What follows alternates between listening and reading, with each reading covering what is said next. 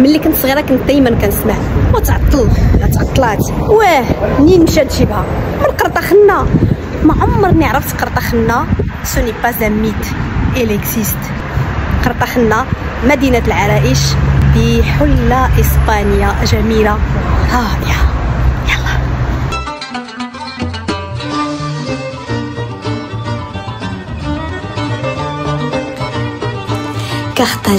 كارتاخينا من أجمل المدن والأكثر حيوية في منطقة مرسي في جنوب إسبانيا. كيرجع التاريخ ديالها الممتد إلى 1000 عام إلى القرن الثاني قبل الميلاد، وشوارعها عامرة بالآثار التي لا تعد ولا تحصى. الحاصل مدينة عبارة عن متحف في الهواء الطلق يستحق الزيارة دائما، وهذا الشيء كيشهد على روعة الماضي ديالها. تم بناء قرطاجنة على 5 ديال التلال، تقع حول خليج واسع يشكل ميناء طبيعيا، واللي أصبح في وقت ما من التاريخ واحد من أهم الموانئ في أوروبا. إلا كان التراث التاريخي والفني لمدينة كارتاجين كيثير الإعجاب، فما نغفلوش المناظر الطبيعية ديالها الخلابة. القصر الدستوري سمح النمو البحري لكارتاجين خلال الفترة الانتقالية بين القرنين 19 و 20 للمدينة باش تستافد من الاقتصاد المتميز اللي خلاها في المركز التاريخي، نظرا للعدد الكبير من المباني النبيلة جدا اللي كتشوفوها واللي كتستحق أي عاصمة أوروبية. ولكن إذا كان هناك مبنى واحد كيتميز بغناه وبراعته فهو هذا القصر الدستوري، مقر مجلس مدينة كارتاجين، وهو مبني على الطراز الحديث ذو الشكل المثلث. تبنى في الفترة ما بين عام 1900 و 1907. الواجهة ديالو مغطاة بالكامل بالرخام الأبيض، وكيتميز ديك القبابة المصنوعة من الزنق على طراز القصور الفرنسية الكبرى. كيستحق التصميم الداخلي أيضا الانعطاف إلى ساحة الفناء المركزية المزينة بشكل رائع.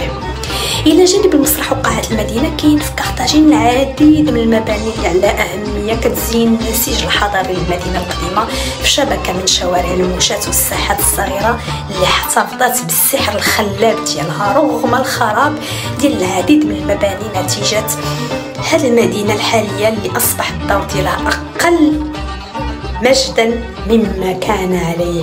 وتبقى كارتاجين مدينة بسحر مدينة العرائش المغربية، خصوصا لو سنتر هيستوريك à visiter et à revisiter.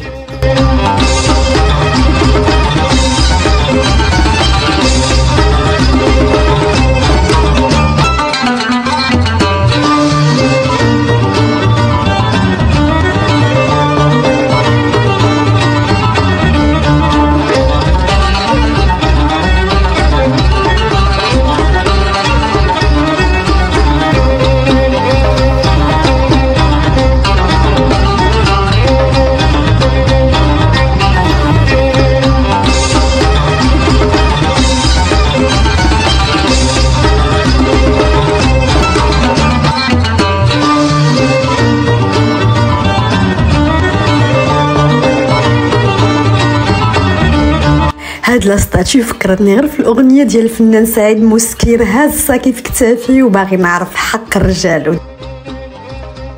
دابا وقت القهوه ديالي اللي ما غاديش يحيدها لي الطبيب.